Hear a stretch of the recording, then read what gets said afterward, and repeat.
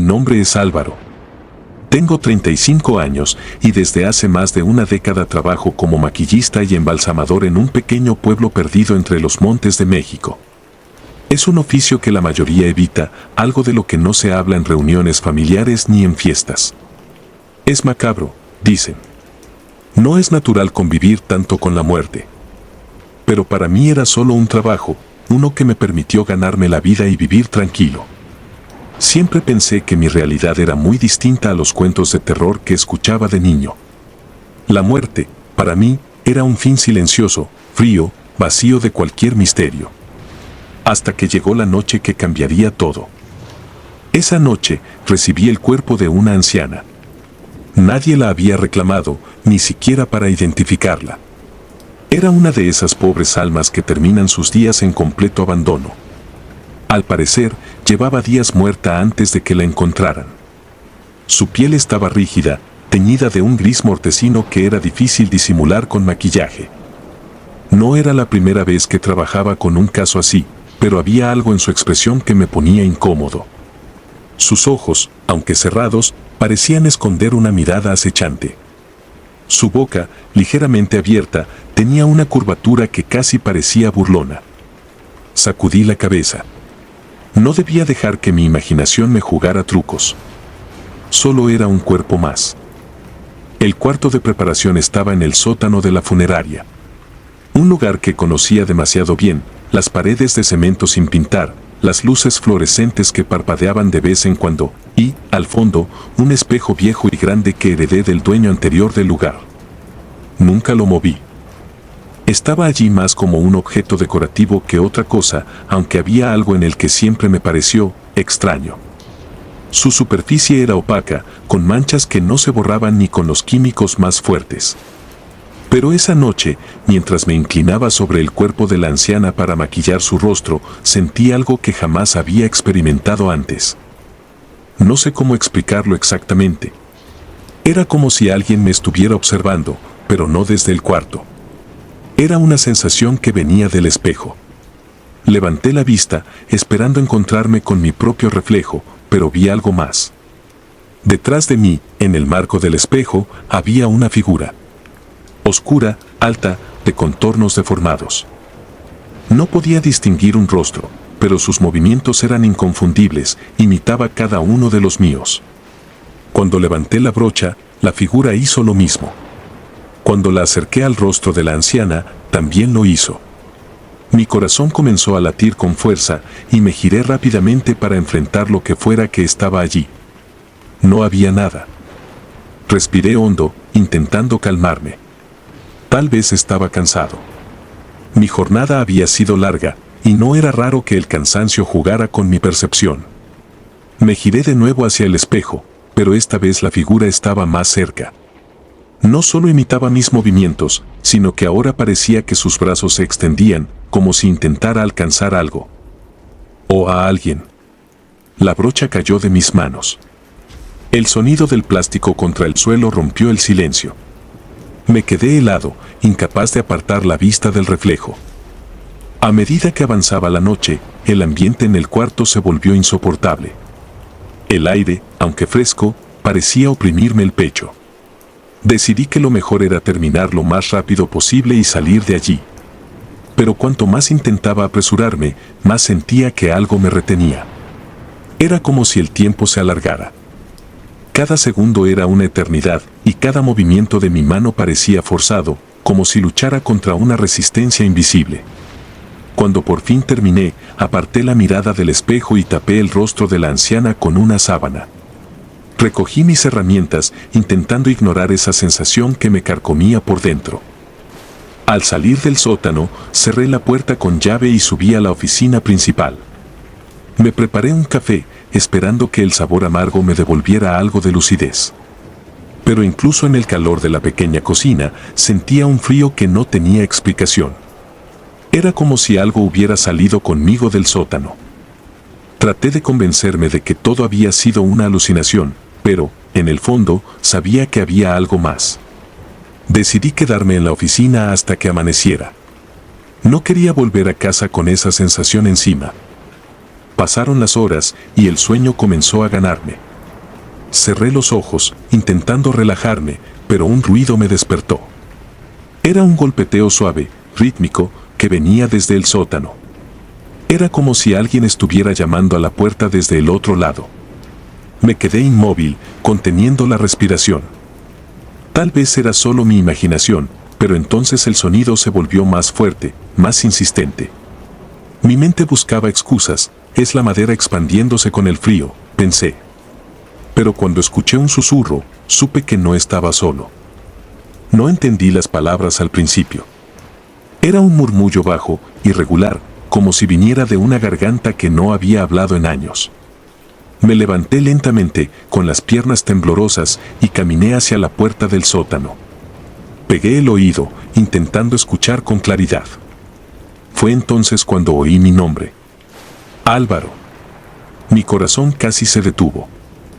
Retrocedí, pero el sonido no cesó. Parecía que alguien, o algo, me llamaba desde abajo. Tomé valor y abrí la puerta. Un olor nauseabundo me golpeó de inmediato, uno que no estaba allí antes. Bajé los primeros escalones con una linterna en la mano. La luz del sótano estaba apagada, aunque yo recordaba haberla dejado encendida. Al llegar al último escalón, vi algo que me hizo caer de rodillas. El espejo estaba cubierto de una sustancia negra, viscosa, que parecía escurrir por el marco como si el cristal estuviera sudando. Pero lo más aterrador era lo que estaba reflejado en él. No era mi rostro, ni el cuarto. Era algo que no pertenecía a este mundo. Un paisaje oscuro, lleno de sombras que se retorcían y se movían como si estuvieran vivas. Y en el centro, la anciana.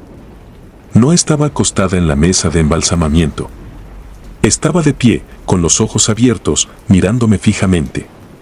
Su boca se movía, formando palabras que no podía escuchar, pero sus ojos eran pozos vacíos, negros como la noche. Intenté moverme, pero mi cuerpo no respondía. Estaba atrapado en un estado de pánico absoluto. De repente, sentí una mano fría en mi hombro. No tuve el valor de girarme. El contacto era tan real, tan físico, que por un momento pensé que iba a morir ahí mismo. Pero cuando por fin reuní el valor para mirar, no había nadie. Solo el espejo y lo que sea que habitaba dentro de él. Corrí. Dejé todo atrás y subí las escaleras tan rápido como pude. Cerré la puerta del sótano y coloqué muebles para bloquearla. Esa noche no volví a bajar. Tampoco pude dormir. Cada vez que cerraba los ojos, veía a la anciana en el espejo, su rostro deformado y su boca moviéndose en un susurro silencioso. Al día siguiente, informé a la funeraria que no volvería a trabajar allí. Renuncié sin dar explicaciones. Pero, incluso lejos de ese lugar, el espejo sigue persiguiéndome. Han pasado años desde aquella noche, pero a veces, cuando me miro en algún espejo, creo ver algo detrás de mí. Un movimiento fugaz, una sombra que no debería estar ahí. El reflejo de algo que no pertenece a este mundo, pero que me sigue esperándome pacientemente. Y cada noche, antes de dormir, me pregunto si algún día, al abrir los ojos, no estaré frente al espejo del sótano, atrapado en su reflejo, sin poder escapar nunca más. Me llamo Carla y nunca pensé que llegaría a contar algo como esto. Viví una experiencia que aún no puedo explicar, algo que me dejó marcada para siempre. Ocurrió en Puebla, en 2018, durante el velorio de mi tío Ignacio. Él era un hombre respetado en el pueblo, alguien que siempre ayudaba a quien lo necesitara, y su muerte repentina fue un golpe muy duro para todos. Había tenido un accidente mientras regresaba de una junta en la comunidad y aunque los doctores intentaron salvarlo, no hubo nada que hacer. Recuerdo cómo el anuncio de su muerte llenó el ambiente de tristeza, pero también de algo más, algo que nadie mencionaba en voz alta. Una sensación de inquietud que empezó mucho antes de que las cosas extrañas comenzaran. El velorio se llevó a cabo en la casa de mi abuela, un lugar antiguo, de esos que parecen llevar en las paredes el peso de décadas de historia. Era una casa grande, con techos altos y habitaciones que se conectaban por largos pasillos. La sala principal fue donde colocaron el ataúd, rodeado por veladoras y flores que los vecinos y familiares habían traído para despedirlo. Llegué temprano con mis padres, ayudando a arreglar todo. Aunque me sentía triste por la pérdida de mi tío, no podía dejar de notar que había algo raro en el ambiente, algo que no podía describir con palabras.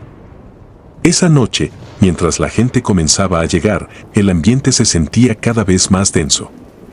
Los murmullos de los rezos llenaban la sala, mezclados con el crujir de las viejas sillas de madera cada vez que alguien se movía. Todo parecía transcurrir como en cualquier velorio hasta que, cerca de la medianoche, ocurrió lo primero que nos dejó a todos helados. Un sonido extraño rompió el silencio. Era un lamento, fuerte y prolongado, que parecía venir de algún lugar cercano. No era un llanto común, tenía algo diferente, algo que hizo que todos se miraran unos a otros con desconcierto. Los hombres más jóvenes salieron al patio para revisar qué estaba ocurriendo. Yo me quedé junto a mi madre, esperando que dijeran algo, que explicaran el origen de aquel sonido. Pero no encontraron nada. Revisaron el jardín, el portón de la entrada y hasta las calles aledañas, pero todo estaba vacío. Sin embargo, el lamento se volvió a escuchar, más fuerte esta vez, como si viniera directamente desde el terreno de la casa. Algunos vecinos comenzaron a murmurar entre ellos, y una señora mayor, que era amiga de mi abuela, mencionó algo que hizo que todos se quedaran en silencio. «Es la Llorona», dijo.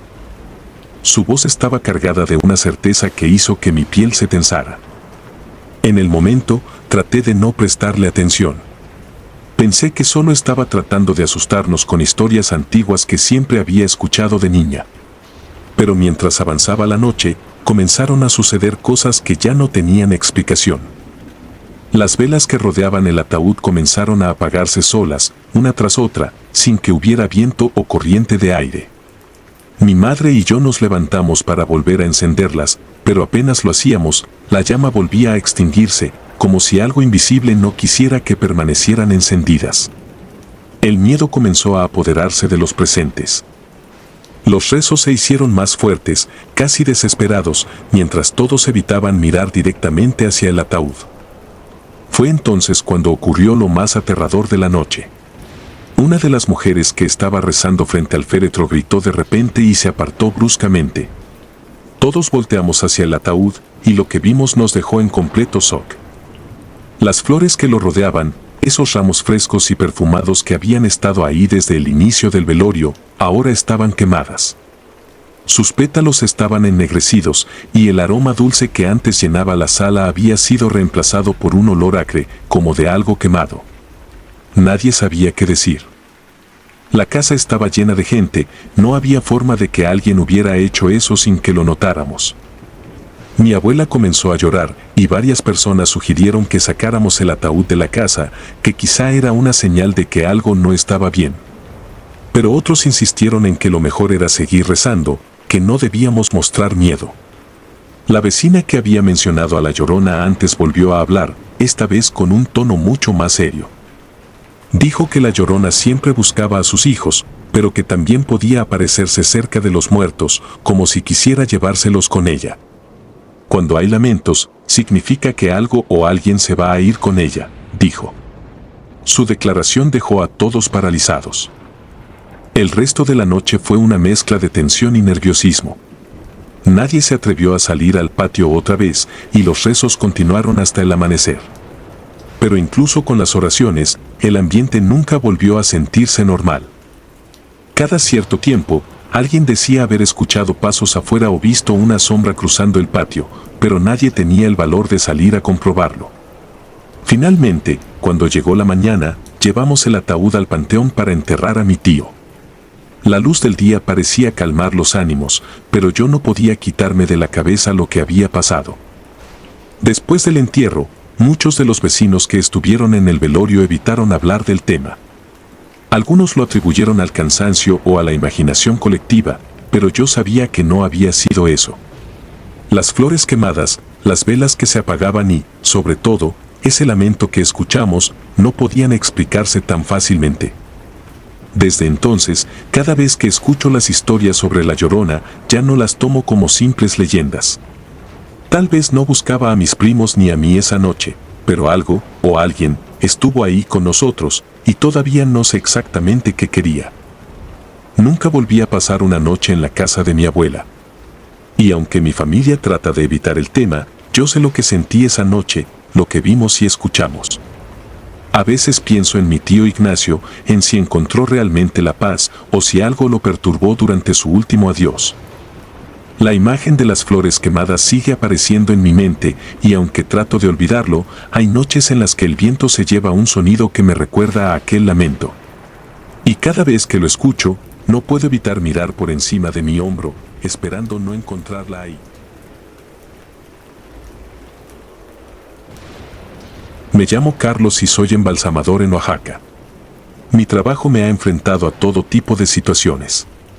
Desde personas que fallecieron por causas naturales hasta accidentes trágicos, he visto de todo. Pero hay algo que ocurrió hace unos meses que me ha marcado para siempre, algo que, hasta el día de hoy, me persigue cada vez que cierro los ojos. Lo que les voy a contar no es una exageración ni un intento por llamar la atención. Es algo que pasó, y les aseguro que lo que vi no tiene explicación lógica. Era una noche tranquila, una de esas en las que parece que el tiempo se detiene.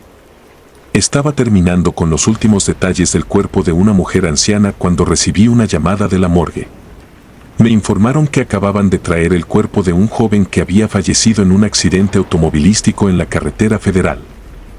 Al parecer, iba solo en su coche cuando perdió el control y se estrelló contra un árbol.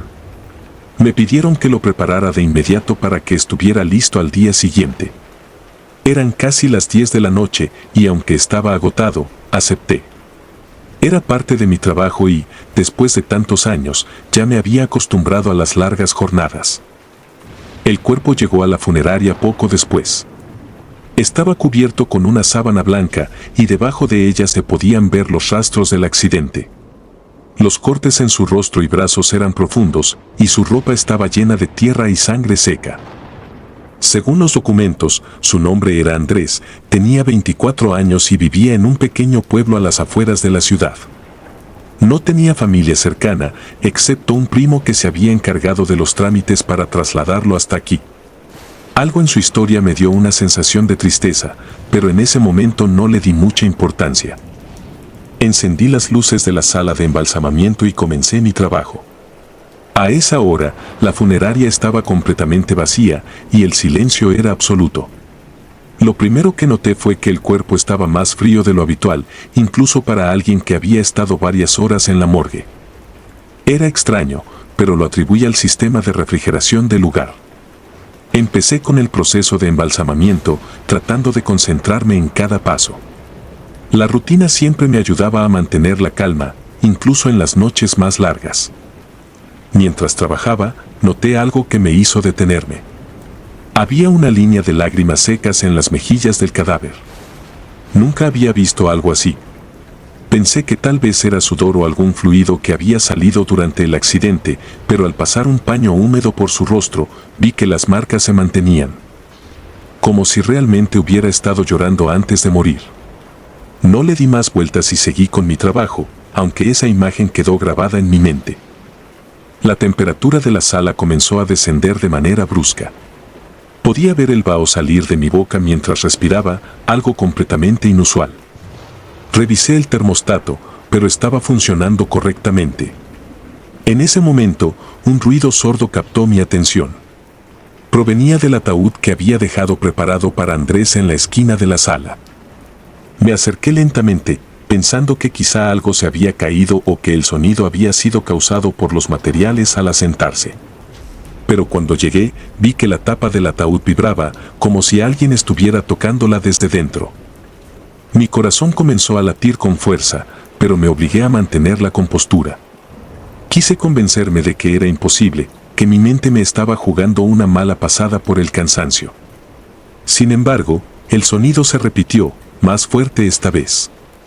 Toqué la tapa y sentí una ligera vibración bajo mis manos. Había algo allí dentro. Algo que no debía estar. Respiré hondo y decidí abrir el ataúd. Era absurdo pensar que algo podía haber cambiado en los pocos minutos que lo había dejado ahí, pero no podía ignorar lo que estaba pasando. Levanté la tapa con cuidado, y lo que vi me dejó paralizado. Andrés estaba ahí, con su cuerpo inerte y su rostro marcado por los cortes del accidente, pero algo no estaba bien. Había lágrimas frescas deslizándose por sus mejillas. Puedo jurarlo. Eran lágrimas reales, que caían lentamente y se acumulaban en la almohadilla del ataúd. Mis manos temblaban mientras intentaba buscar una explicación racional, pero no había ninguna. Me alejé unos pasos, tratando de procesar lo que veía. El cuerpo seguía completamente inmóvil, como era de esperarse, pero las lágrimas no se detenían. Tomé mi teléfono para grabar lo que estaba pasando, pero al apuntar la cámara hacia él, la pantalla se apagó de golpe. Intenté encenderla, pero no respondía. El ambiente en la sala se sentía pesado, como si algo invisible hubiera llenado el espacio. De repente, un golpe seco resonó detrás de mí. Era la puerta de la sala, que se había cerrado de un portazo. Mi instinto fue correr hacia ella, pero cuando intenté abrirla, estaba trabada. Giré la perilla con todas mis fuerzas, pero no cedía. Estaba atrapado. Sentía que el aire se volvía denso, dificultándome respirar. Entonces, un nuevo sonido me hizo girar hacia el ataúd. Parecía que alguien estaba moviendo las manos dentro de él. Mi mente se negó a aceptar lo que veía, pero no podía apartar la mirada. El cuerpo de Andrés seguía allí, pero ahora parecía estar en una posición ligeramente diferente a la que lo había dejado. Sus brazos, que habían estado cruzados sobre su pecho, ahora estaban a los lados. Me acerqué con cautela, casi hipnotizado por lo que estaba pasando. No sabía si era por miedo o por pura incredulidad, pero no podía detenerme. Miré su rostro y vi algo que me hizo retroceder. Sus ojos estaban abiertos. Esos ojos, vidriosos y apagados, me miraban directamente. Eran los ojos de alguien que ya no estaba en este mundo, pero aún así, sentí que me seguían. Retrocedí hasta chocar contra una mesa. Quería gritar, pero ningún sonido salía de mi boca. En ese momento, las luces comenzaron a parpadear y la temperatura de la sala bajó aún más. Mi respiración era rápida y descontrolada, pero me obligué a mantenerme en pie. No podía quedarme ahí esperando a que algo peor sucediera. Miré a mi alrededor buscando una salida, pero todo parecía estar en mi contra. De pronto, sentí una presencia detrás de mí. Era como si alguien estuviera de pie, a solo unos centímetros. No me atreví a darme la vuelta, pero el aire se sentía más pesado, casi sofocante. No sé cuánto tiempo estuve ahí, congelado por el miedo, pero finalmente reuní el valor para girarme. No había nadie. Sin embargo, cuando miré hacia el ataúd, vi que estaba completamente vacío. Andrés ya no estaba ahí. Mi mente no podía comprender lo que estaba pasando. Busqué desesperadamente por la sala, pensando que de alguna manera el cuerpo había caído o que había cometido algún error al colocarlo. Pero no había rastro de él. El ataúd estaba vacío, y las lágrimas que antes había visto en la almohadilla también habían desaparecido. Todo parecía volver a la normalidad, pero yo sabía que algo terrible había sucedido. De repente, la puerta de la sala se abrió con un chirrido. Corrí hacia ella y salí sin mirar atrás.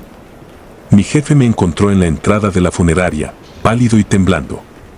No le conté lo que había pasado. ¿Cómo podría? Nadie me creería. Al día siguiente, fui a buscar el cuerpo de Andrés para trasladarlo al velorio, pero los encargados de la morgue me informaron que nunca habían traído un cadáver con ese nombre. Revisaron los registros, pero no había ninguna constancia de que alguien con esas características hubiera sido llevado a la funeraria. Hasta el día de hoy, no sé qué fue lo que ocurrió esa noche. A veces pienso que tal vez lo imaginé, que fue el cansancio o el estrés acumulado. Pero otras veces, en el silencio de la noche, cuando estoy trabajando solo, siento como si alguien estuviera observándome. No he vuelto a ver algo parecido, pero siempre que preparo un cuerpo, no puedo evitar mirar sus ojos, esperando que se mantengan cerrados. Mi nombre es Jorge y trabajo como preparador de cuerpos en un pequeño pueblo de Yucatán. Es una profesión que aprendí de mi padre, quien a su vez la heredó de mi abuelo. Aquí la muerte no es un final abrupto, sino un puente hacia algo más grande, algo que no siempre podemos comprender. A lo largo de los años, he visto cosas que otros considerarían inquietantes, cuerpos que parecían llorar al ser tocados, velas que se apagaban sin razón aparente durante los velorios, y una sensación constante de ser observado en las noches más silenciosas. Pero nada, absolutamente nada, me preparó para lo que ocurrió con el chamán. Fue una mañana calurosa cuando trajeron su cuerpo. Recuerdo el momento exacto porque el aire era tan denso que se sentía como si el pueblo entero estuviera conteniendo el aliento. El chamán, un hombre llamado Jacinto, era conocido por todos. Se decía que podía sanar con sus manos, convocar lluvias con un cántico y hasta comunicarse con los espíritus. Su muerte fue repentina, aunque los rumores aseguraban que él mismo la había predicho. La familia lo trajo envuelto en una manta blanca con bordados mayas, insistiendo en que el cuerpo debía ser tratado con extremo respeto. No era nada nuevo, las tradiciones en este lugar siempre exigían cuidado, pero había algo en el tono de sus voces que me inquietó. Cuando me acerqué al cadáver, sentí un escalofrío inesperado, como si una ráfaga de aire helado me envolviera de pies a cabeza. No lo dije en voz alta, pero algo no estaba bien. Las manos de Jacinto, aunque rígidas por la muerte, parecían transmitir una especie de energía, una vibración que jamás había experimentado. Era como si el cuerpo aún estuviera despierto. Traté de ignorarlo y me concentré en mi trabajo. Al limpiar su piel, noté varias marcas y cicatrices que parecían tener formas específicas, como símbolos o glifos mayas. Me inquietaba la idea de que cada una de esas marcas contaba una historia que yo no debía conocer. Mientras lo maquillaba, ocurrió algo que jamás olvidaré. Al aplicar un poco de pigmento en sus labios, estos se entreabrieron. En cualquier otra circunstancia, habría atribuido eso a los reflejos naturales del rigor mortis, pero entonces lo escuché. Fue un susurro, suave, casi inaudible, pero inconfundible. Las palabras eran en maya, un idioma que no hablaba, pero que reconocí de inmediato por su cadencia y tono. Retrocedí, con las manos temblando, mientras trataba de convencerme de que mi mente me estaba jugando una mala pasada. La familia llegó unas horas después para trasladarlo al velorio. Antes de salir, una de las ancianas del pueblo, una mujer llamada Tomasa, me tomó del brazo con una fuerza sorprendente para alguien de su edad. Me miró a los ojos y me dijo, en un susurro apenas audible, lo que escuchaste no es para ti, hijo. Es una advertencia. Ten cuidado esta noche. Su tono no era de consuelo, sino de firmeza, como si no estuviera advirtiéndome, sino sentenciándome. Esa noche, el cansancio me venció temprano. Cerré la funeraria y me dirigí a casa, pero la sensación de incomodidad no me abandonaba. Me recosté en la cama, pero el sueño no fue un refugio. En lugar de descanso, mi mente fue asaltada por imágenes que parecían más reales que cualquier sueño que haya tenido. Vi serpientes deslizándose por el suelo de mi cuarto, sus cuerpos cubiertos con los mismos glifos que había visto en la piel de Jacinto. Escuché cánticos en maya, voces que parecían provenir de cada rincón, rodeándome. Sentí que algo, o alguien, estaba conmigo en la habitación. De repente, estaba en una especie de ceremonia. Alrededor de mí había hombres y mujeres con rostros pintados, danzando al ritmo de tambores que retumbaban en mi pecho. Al centro del ritual, una figura alta y oscura, envuelta en sombras, se volvió hacia mí. Su rostro era el de Jacinto, pero sus ojos eran pozos vacíos. ¿Por qué tocaste lo que no debías?, dijo, esta vez en perfecto español. Desperté de golpe, jadeando, con un dolor intenso en el pecho. Las marcas que había visto en su piel aparecieron grabadas en mis brazos, como si las hubieran tallado con un cuchillo. El ardor era insoportable. Intenté convencerme de que era un sueño, una alucinación causada por el cansancio, pero las marcas estaban allí, claras y profundas. No sabía a quién acudir. Mi esposa, acostumbrada a mis historias sobre la funeraria, siempre me escuchaba con escepticismo, pero esto era diferente. Ni siquiera podía explicarlo sin sonar como un loco. Decidí ir a ver a Tomasa a primera hora. Ella era la única que parecía saber más de lo que decía. Cuando llegué a su casa al amanecer, me recibió como si me estuviera esperando. «Te lo dije, hijo. No debiste tocarlo», fueron sus primeras palabras. Le mostré las marcas en mis brazos, y sus ojos se llenaron de un terror que no había visto antes. Me invitó a pasar y cerró la puerta con llave. Jacinto no era cualquier hombre. Él era el guardián de secretos que no pertenecen a este mundo. Al prepararlo, algo de su esencia te alcanzó. No sé si podrás deshacerte de esto, pero debes escucharme con atención. Me contó que los chamanes no son como las demás personas. Su conexión con lo espiritual los convierte en algo más, algo que trasciende la muerte. Si uno muere antes de completar su ciclo, su energía puede quedar atrapada entre mundos, buscando un canal para liberarse. Tú te convertiste en ese canal, dijo, con una gravedad que me heló la sangre. Le pregunté qué debía hacer, pero su respuesta no fue de consuelo. No puedes huir de él. Debes enfrentar lo que viste en tus sueños. Si no lo haces, él volverá por ti. Esa noche, me preparé para lo peor. Encendí velas, recé a todo santo que recordé, pero sabía que nada de eso sería suficiente. Cuando el sueño finalmente me venció, regresé al mismo lugar. El ritual continuaba, y esta vez, la figura de Jacinto estaba más cerca. Pude ver que en sus manos sostenía algo, un cuchillo tallado en piedra, con glifos idénticos a los de mi piel. «Debes completar el ciclo», dijo, mientras me entregaba el cuchillo. Sin saber por qué, lo tomé. Sentí su peso, frío y antiguo, como si llevara siglos esperando este momento.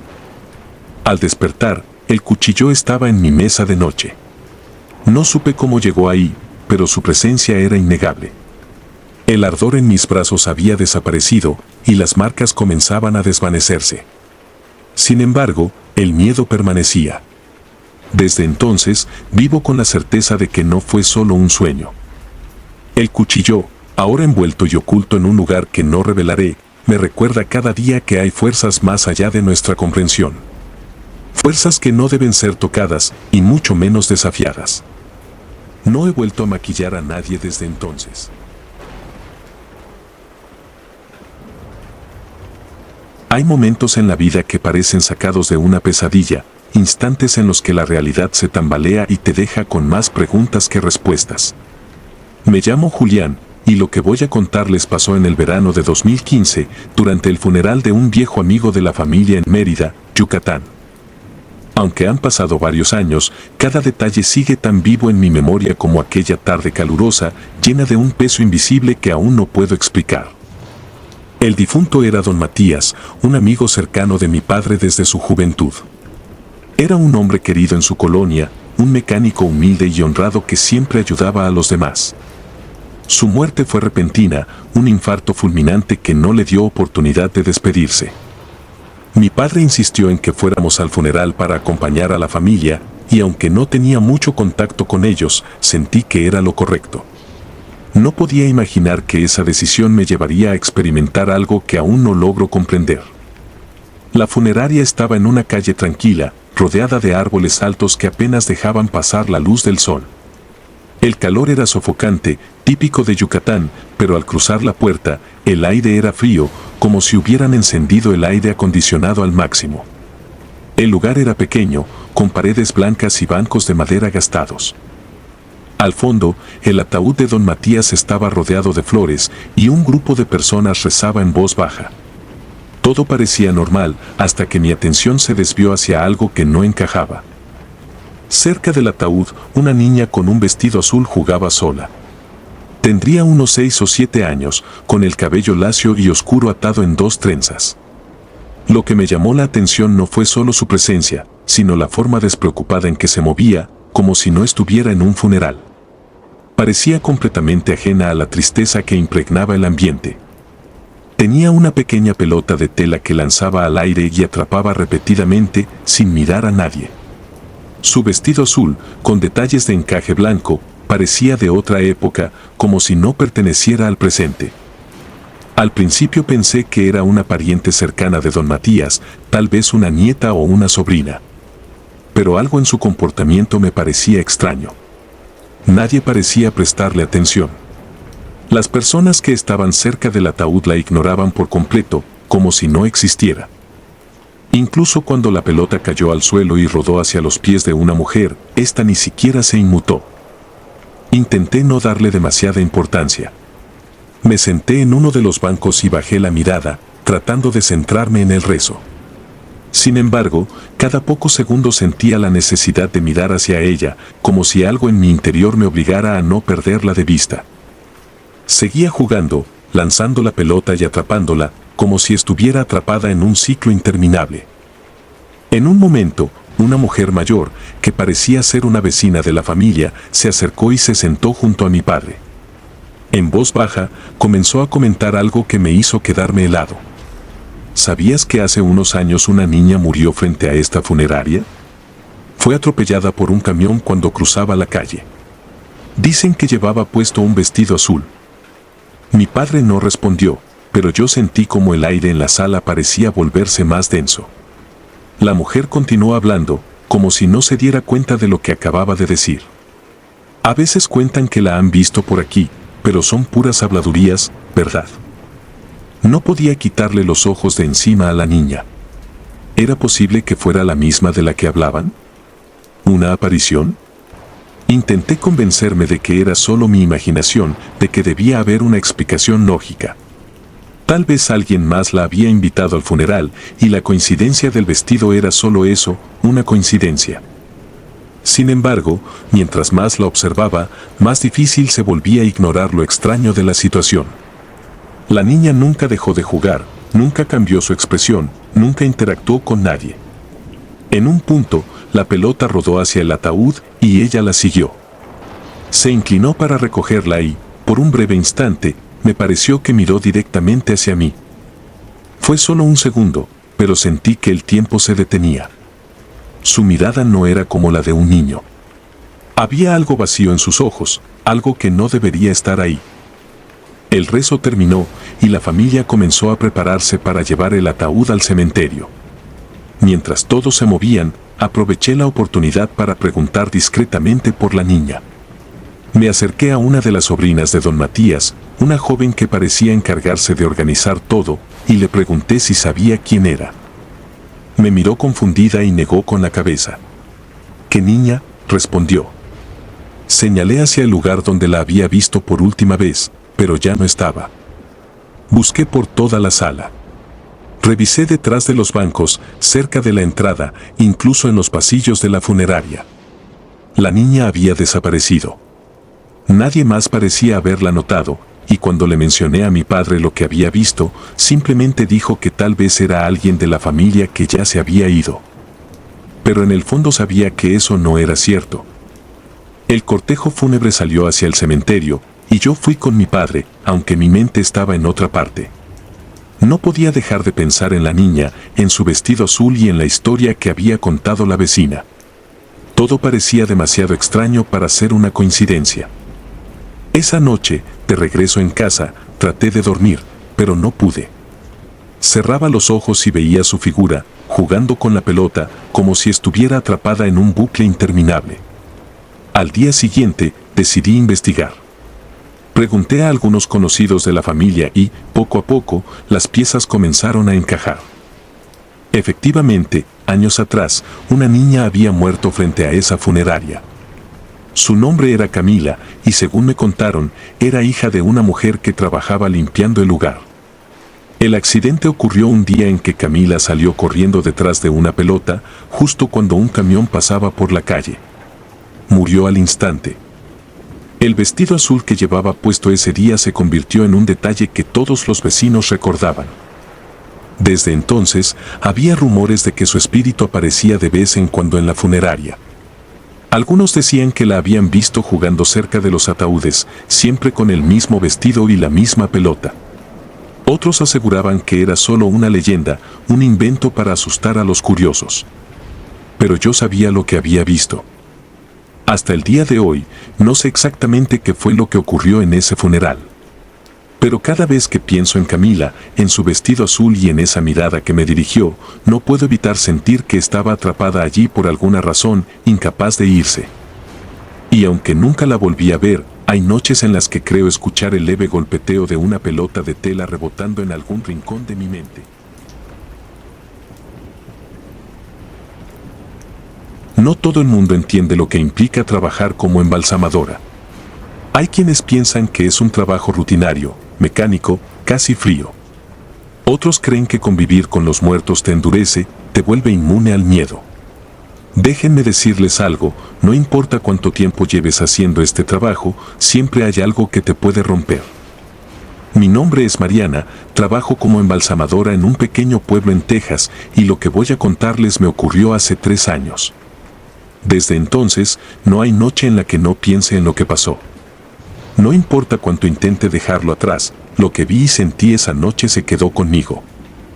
Era una tarde de verano y el calor afuera era insoportable. Habíamos recibido el cuerpo de una mujer que había sido encontrada muerta en su apartamento. Según el informe policial, la causa de muerte era un aparente suicidio. No había dejado ninguna nota, pero los vecinos habían llamado a las autoridades al notar un olor extraño que salía de su apartamento. Cuando la encontraron, estaba acostada boca abajo en su cama, con una cruz invertida tatuada en la espalda. Al leer los detalles, sentí un leve malestar, pero intenté no darle importancia. Ya me había enfrentado a casos extraños antes y sabía que la imaginación podía jugar malas pasadas si permitías que los detalles te afectaran. El cuerpo llegó alrededor de las 8 de la noche. Estaba trabajando con Miguel, un compañero que llevaba casi tanto tiempo como yo en la funeraria. Era una noche tranquila, el tipo de turno en el que sueles avanzar rápido porque no hay interrupciones. El cuerpo estaba envuelto en una sábana blanca que aún tenía manchas de sangre seca. A simple vista, no parecía diferente de cualquier otro caso. Pero en cuanto retiré la sábana, algo me hizo detenerme. La cruz invertida tatuada en su espalda no era un diseño común. No era un simple dibujo hecho por estética o capricho. Tenía detalles tan precisos que parecía más un símbolo grabado con intención, casi ceremonial. Las líneas eran perfectas, los bordes oscuros y bien definidos, como si hubiera sido hecha recientemente, aunque la piel alrededor no mostraba signos de hinchazón. La mujer tenía el rostro pálido, los ojos hundidos y los labios ligeramente entreabiertos, pero lo que más me inquietó fue esa cruz. Había algo en ella que hacía que fuera imposible apartar la mirada. Comenzamos el proceso de preparación.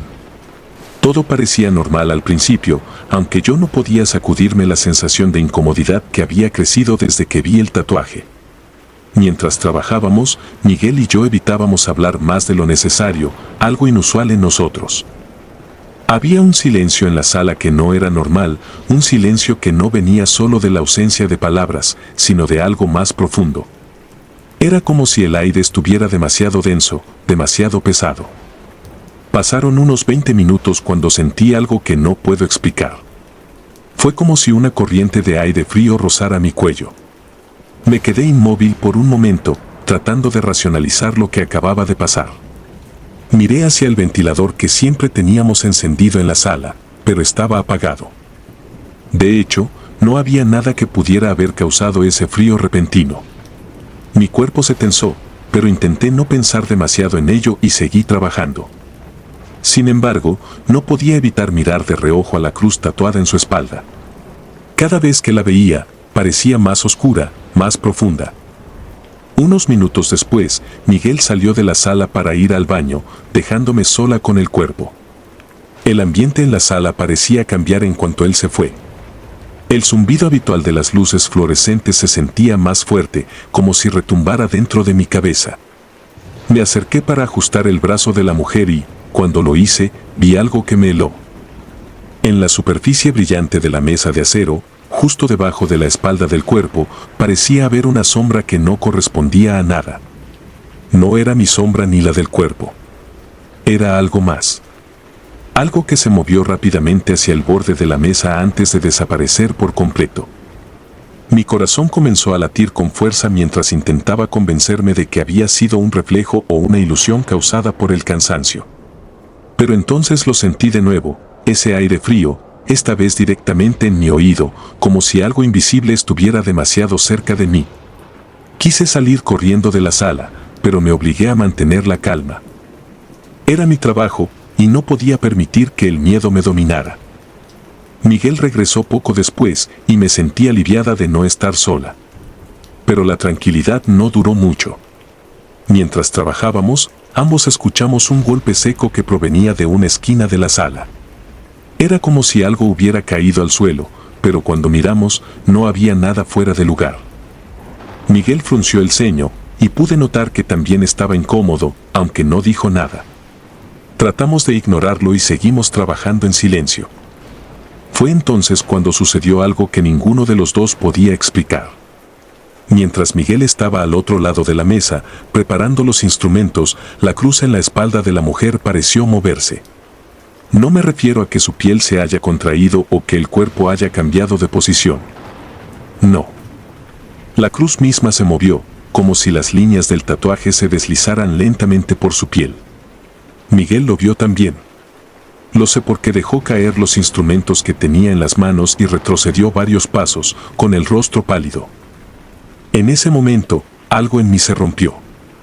Cerramos todo rápidamente y salimos de la sala sin decir una palabra. Miguel me dijo que no podía seguir trabajando esa noche y se fue a casa. Yo me quedé en la funeraria porque era mi responsabilidad terminar el trabajo, pero no me atreví a volver a entrar en la sala de embalsamamiento. Me encerré en la oficina y traté de mantenerme ocupada, aunque mi mente no dejaba de regresar a esa cruz que había visto moverse. Al día siguiente, cuando regresé para revisar la sala, todo estaba exactamente como lo habíamos dejado.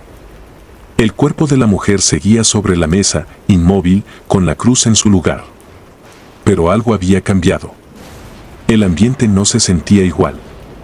Era como si la sala hubiera absorbido algo de la energía de esa noche. Incluso semanas después, cada vez que entraba a esa habitación, sentía una opresión en el pecho que no podía explicar. Miguel nunca volvió a trabajar en la funeraria. Renunció pocos días después, diciendo que no podía seguir haciendo ese trabajo. Yo me quedé, pero esa experiencia me marcó. Cada vez que preparo un cuerpo con algún tatuaje extraño o marcas inusuales, no puedo evitar pensar en aquella mujer y en la cruz invertida en su espalda. Y, a veces, cuando estoy sola en la sala, siento esa misma corriente de aire frío rozando mi cuello, como si algo invisible todavía estuviera allí, esperando.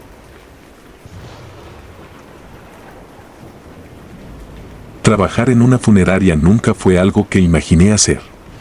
Crecí en un pequeño pueblo de Honduras, rodeado de historias sobre lo sobrenatural. Mi abuela solía contar relatos de almas en pena, pero yo siempre creí que eran solo cuentos para asustar a los niños. Sin embargo, todo cambió cuando comencé a trabajar como preparador de cuerpos en la funeraria familiar. Aquí aprendí que la muerte no siempre significa el fin, y que hay cosas que se quedan entre nosotros, esperando, observando. Era una tarde como cualquier otra, cálida y pesada. El aire parecía estar lleno de algo invisible, algo que te hacía sentir observado aunque estuvieras solo.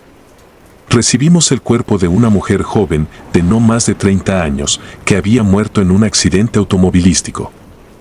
Su piel pálida y fría contrastaba con su cabello negro como la noche, que caía en ondas desordenadas sobre sus hombros.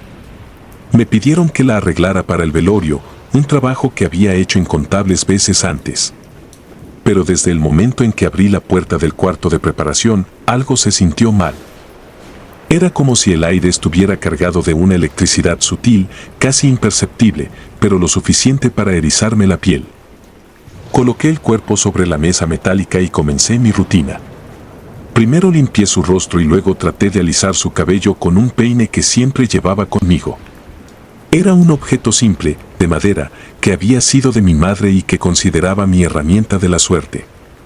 Mientras pasaba el peine por su cabello, sentí algo extraño. No avanzaba, como si el peine se hubiese quedado atrapado, pero no había nudos visibles.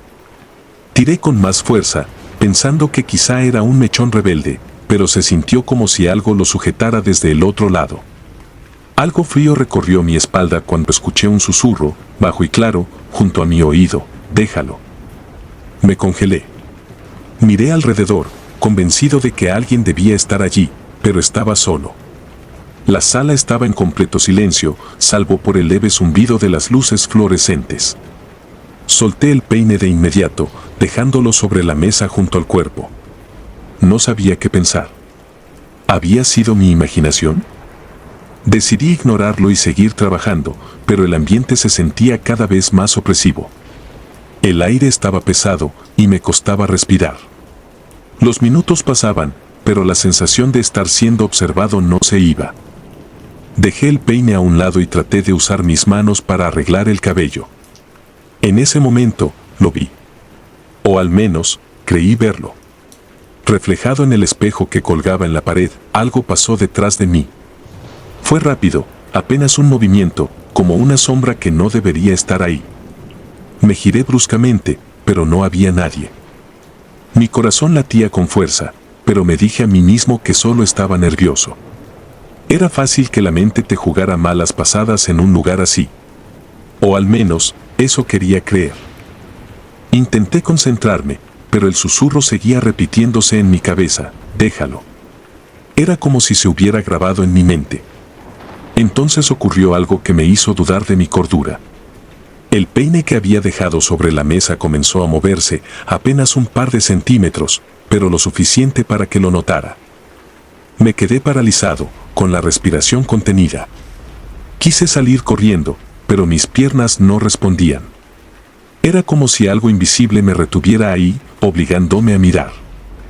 De repente, sentí un peso sobre mi hombro, como si una mano fría me hubiera tocado. Fue un contacto breve, pero suficiente para hacerme gritar y retroceder, tirando una bandeja de herramientas al suelo. El ruido fue ensordecedor en el silencio de la sala, pero no había nadie más allí. Miré al cuerpo sobre la mesa, esperando, ¿qué? No lo sabía. Pero algo dentro de mí me decía que no estaba solo. Tomé mi equipo y me apresuré a terminar el trabajo, evitando mirar el espejo o el peine. Finalmente, cubrí el cuerpo con una sábana blanca y lo llevé al cuarto refrigerado. Pero incluso después de cerrar la puerta, no pude deshacerme de la sensación de que algo me seguía. Al salir de la sala, miré por última vez el peine sobre la mesa. Por alguna razón, me sentí incapaz de llevármelo conmigo. Lo dejé ahí, como si no fuera mío, como si ahora le perteneciera a algo más. Esa noche no pude dormir. Cerraba los ojos y escuchaba el susurro, como si estuviera junto a mi cama. A las 3 de la madrugada, el teléfono de la funeraria sonó. Era extraño, porque a esa hora nadie llamaba. Contesté con la voz temblorosa, pero no hubo respuesta al otro lado. Solo un ruido leve, como si alguien estuviera respirando. Entonces escuché nuevamente, déjalo. Colgué de inmediato y apagué el teléfono. Estaba aterrado. Los días siguientes fueron aún peores. Cada vez que entraba a la sala de preparación, sentía que algo me observaba. El peine seguía ahí, pero nadie más parecía notarlo. Cuando intentaba mencionarlo a mis compañeros, solo se reían, diciendo que necesitaba descansar. Pero sabía que no era mi imaginación. Una noche, decidí deshacerme del peine. Lo llevé al patio trasero de la funeraria y lo arrojé a un barril donde quemábamos restos de materiales. Mientras el fuego consumía la madera, juré escuchar un grito, bajo y desesperado, proveniente del humo. Pensé que todo había terminado, pero me equivoqué. Los eventos extraños continuaron. Las luces de la sala parpadeaban sin razón, las herramientas desaparecían y aparecían en lugares imposibles, y siempre estaba la sensación de no estar solo. Una noche, mientras cerraba la funeraria, escuché pasos detrás de mí. Giré rápidamente, pero no había nadie. Sin embargo, al mirar al espejo del pasillo, vi una figura. Era la mujer, con su cabello negro cayendo sobre su rostro, mirándome fijamente. Cerré los ojos, pero cuando los abrí, ya no estaba. Finalmente, decidí dejar el trabajo. No podía soportar más las noches de insomnio, los susurros y las sombras que parecían seguirme. Pero incluso después de renunciar, no logré escapar. A veces, en medio de la noche, siento que algo me observa desde la oscuridad de mi cuarto. He cambiado de casa, de ciudad, incluso de país, pero no importa a dónde vaya. El susurro sigue persiguiéndome. Déjalo.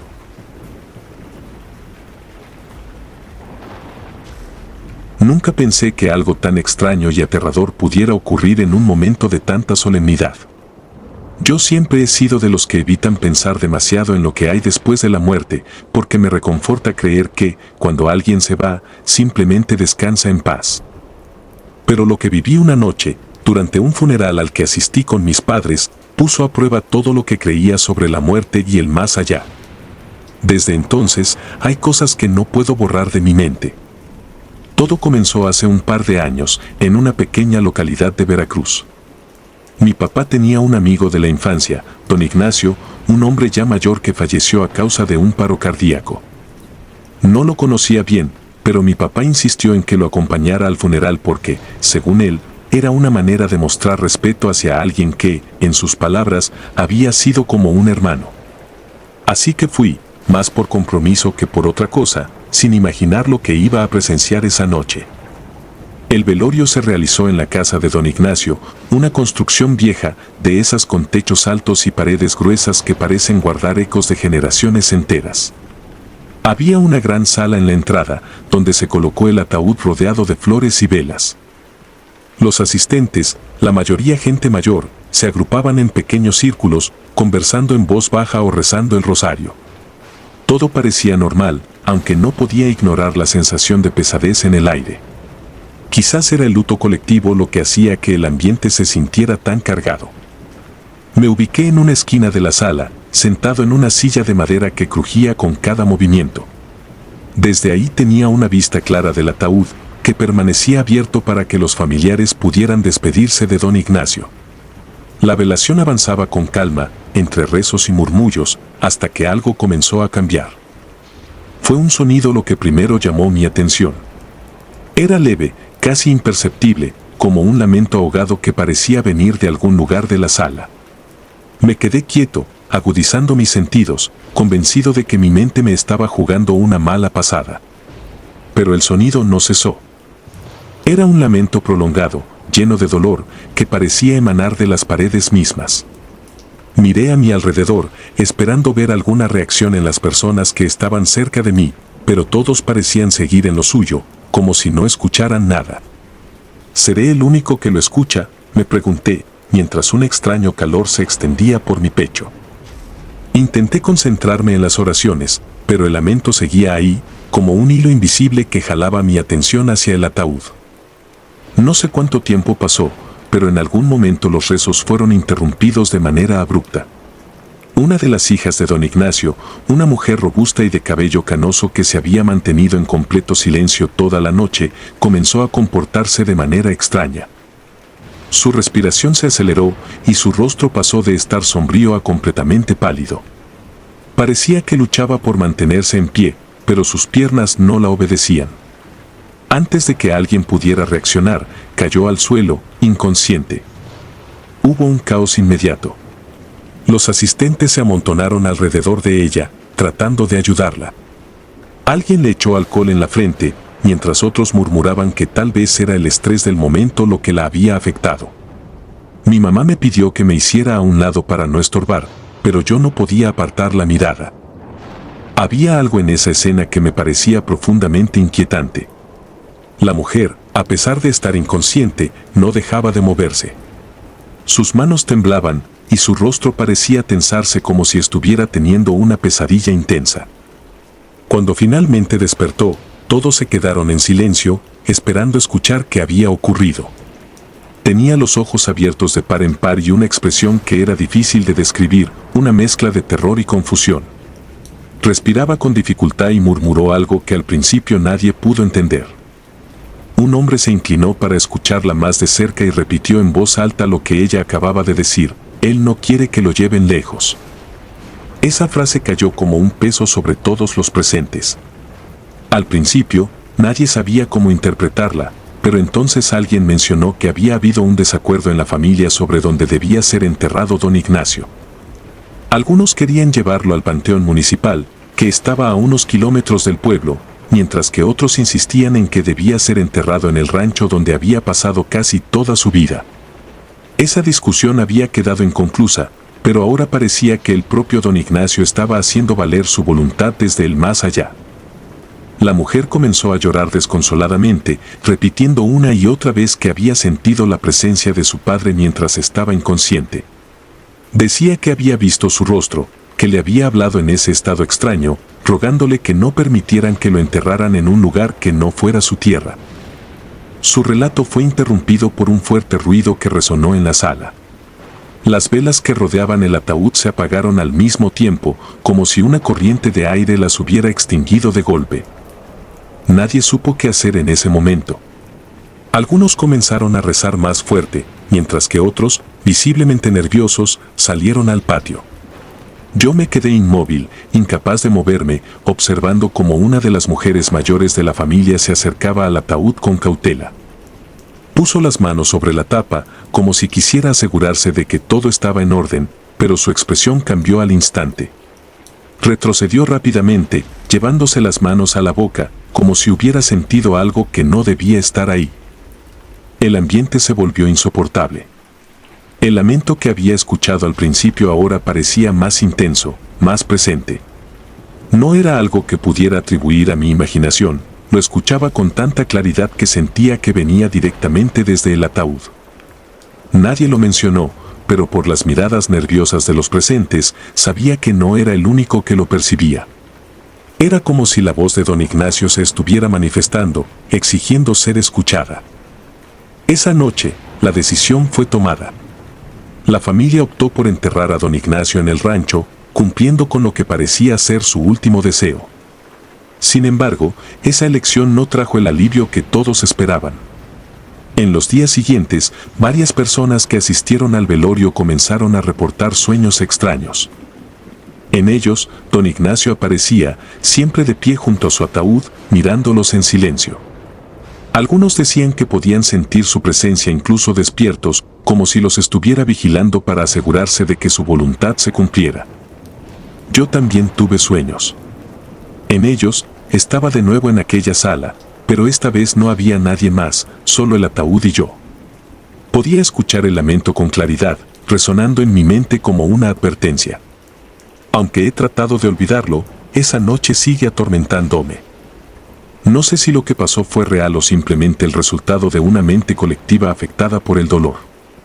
Lo único que sé es que, desde entonces, no puedo asistir a un funeral sin sentir que algo más está presente, observándonos desde un lugar que no podemos comprender.